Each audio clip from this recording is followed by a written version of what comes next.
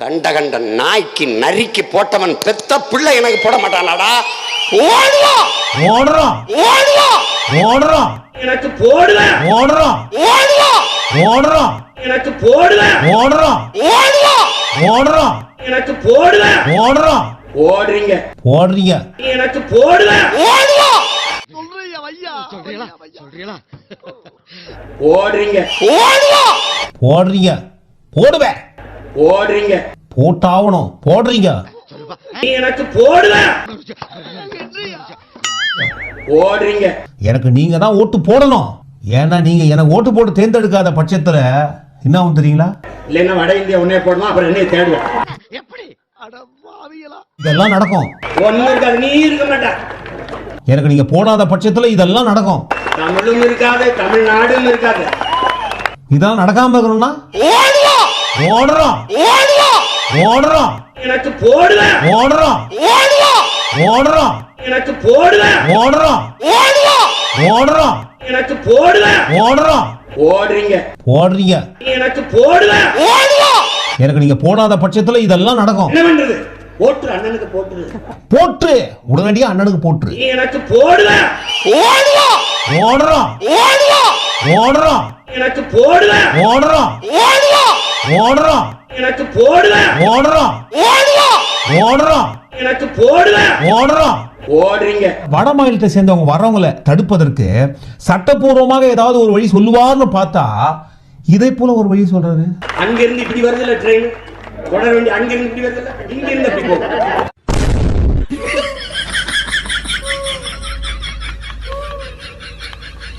இப்போல வட மாநிலத்திலிருந்து வருகின்ற ட்ரெயினை சுண்டு வரல தட்டி அப்படியே வந்த வழியை திருப்பி அனுப்பணும்னா அதுக்கு என்ன பண்றது? போட்டு அண்ணனுக்கு போட்டுரு, போட்டு உடனடியா அண்ணனுக்கு போட்டுரு. எனக்கு போடுவேன்.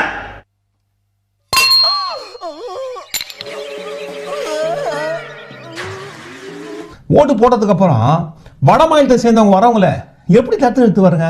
இங்க இருந்து அப்படி போகும். ட்ரெயினை திருப்பி அனுப்புவதெல்லாம் ஒரு ஓரமாக இருக்கட்டும், உண்மையிலேயே எப்படி தடுத்து நிறுத்துவாரு? நாங்க அதை தடுக்கிறதுக்கு ஒரு வழி வச்சுன்னு வரோம். எங்கெங்க எந்தெந்த ஊர்ல இருந்து எந்தெந்த ஸ்டேஷன் வழியா ட்ரெயின் வருதோ அங்கெல்லாம் போய் அப்படியே நின்னுப்பாரா? வராத வராத உள்ள வராத உள்ள வராத உள்ள வராத, நான் யாத்திரமா பாரு, என்ன தான் ஓட்டு போட்டாங்க, நான் தான் இனிமே ஒட்டுமொத்தமான தமிழ்நாட்டுக்கு நான் தான் டோட்டல் அதிபர், அதனால என்ன மீறி யாரும் உள்ள வரக்கூடாது அப்படின்னு சொல்லிட்டு நடு ஸ்டேஷன்ல நின்று வரவங்களை தடுத்து அப்படியே திருப்பி அனுப்புவாரா?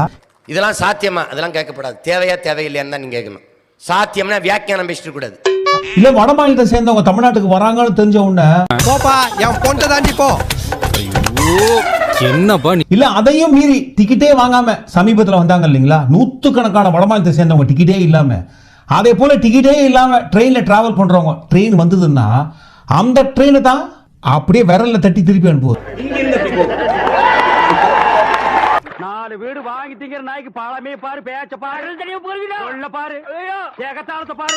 இது எல்லாத்தையும் மீறி நம்ம அண்ணன் கண்ணிலே மண்ணெல்லாம் தூவிட்டு வட மாநிலத்தை சேர்ந்தவங்க எல்லாரும் இங்க வந்து செட்டில் ஆயிட்டு அவங்களுக்கு ஓட்டு போடுற உரிமை வரைக்கும் வந்து வச்சுக்கோங்க. அவனுக்கு வாக்குரிமை கொடுத்து வச்சிருக்கானா? அந்த ஓட்டுரிமையை நாங்க என்ன தரம் பண்ணுவோம்? ராவா எடுத்துருவேன். எதை வேண்டா இவமே நீங்க எங்கேயோ போயிட்டீங்க. நான் எங்கேயும் போகல. கிளம்பிருவான். எச்சராஜா கிட்ட கூட்டு சொல்லிடுவான், ஐயா கூட்டிட்டு போங்க உங்க ஆளுகளை எல்லாம்.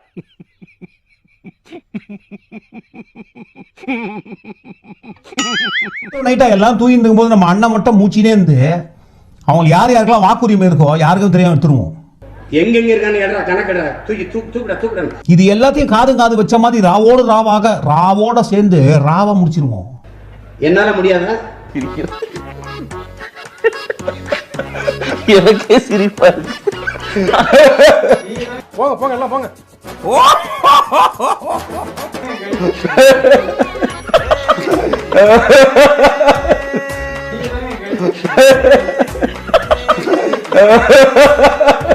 பூனை கண்ணு மூடிட்டா பூலோகம் இருந்துடும் அப்படின்ற அந்த பூனையோட நினப்புல இருக்கிற அதே நினப்போடுவே எங்களுக்கு வருகின்ற இந்த ஓட்டர் சைடு லிஸ்ட்ல இருக்கிற வாக்குரிமை, அவங்களுக்கு கொடுக்குற வாக்குரிமை எல்லாத்தையும் நாங்க கீச்சிருவோம்.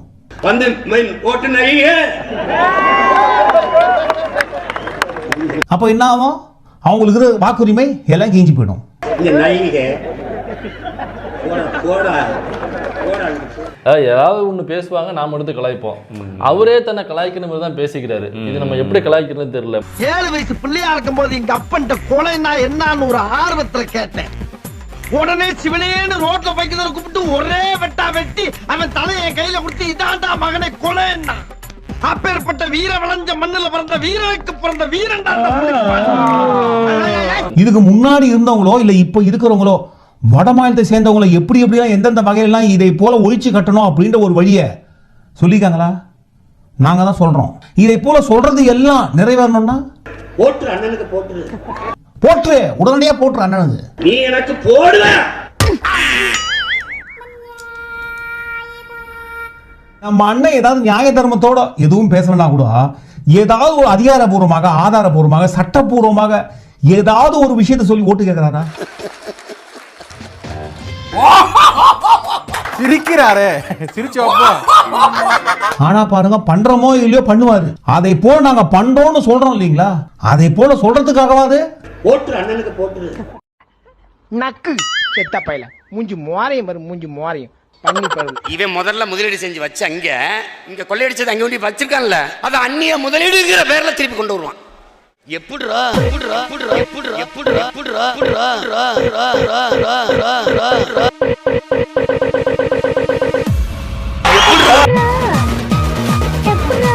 எல்லாம் பார்த்தாச்சு சார், எல்லாம் பார்த்தாச்சு. என்ன பார்த்தாச்சு? தம்பி, பந்து எங்க காலில் இருக்கு. நாங்க அடிக்கிறதா பந்து, போடுறதான் கோல். பார்த்துக்கிட்டே இருங்க.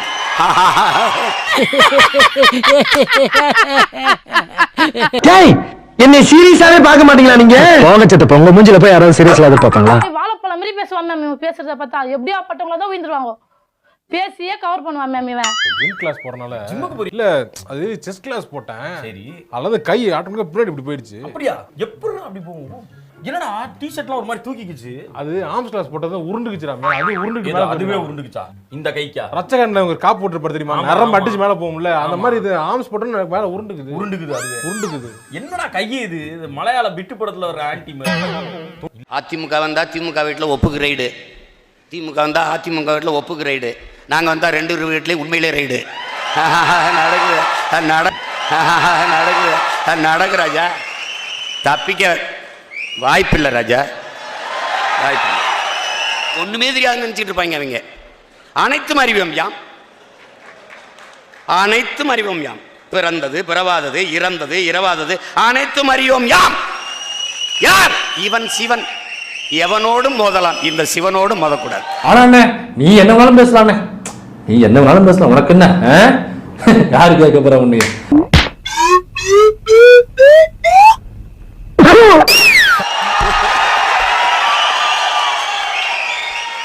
ஏதோ நம்மளால முடிஞ்ச ஒரு பஞ்சு டைலாக். புதிய தத்துவம் 1036. அவனே எழுதுறான், அதிக இளைஞர்களை கொண்ட கட்சி ஒரே கட்சி நாம் தமிழர் கட்சி. இந்தியாவிலேயே, தமிழ்நாட்டில் இந்தியாவிலேயே நாம் தமிழர் கட்சி தான். நிறைய வச்சிருக்கு சொல்லட்டுமா? இவனெல்லாம் இந்த 2 வருஷத்துல பெரியவன் ஆயிடுவான். பண்டா படிச்சுக்கிட்டு இருக்கவன் தயாரா இருக்கான். அவன் தான் பேட்டியில் கொடுக்குறானே, நான் +2 படிக்கும் போது நாம் தமிழர் கட்சியில் எங்கள் அண்ணனுக்காக சேர்ந்தேங்க, இப்போ எனக்கு வந்து 18 வயசுங்க, இப்போ 20, நான் கல்லூரி முதலாம் ஆண்டு படிக்கிறேங்க, எங்கள் கல்லூரி கிளாஸில் எல்லாருமே நாங்கள் நாம் தமிழர் கட்சி தாங்கன்னு பேட்டி கொடுக்குறான். உன் பேச்சு அவ்வளவு நேரம் கேட்டுக்கிட்டு இருக்கும் பாரு, அதான் நாங்க பண்ற மிகப்பெரிய தியாகம். போய் உட்காரியா, மைக்கு கிடைச்சா முழுங்கிடுவே நீ. இப்படிப்பட்ட அரசியல் நாகரிகம் தெரியாதவர்கள் அதிகமாகிவிட்ட காரணத்தால் தான் உலக அரங்கில் நமது கட்சியினுடைய மதிப்பு குறைந்து விட்டது என்பதை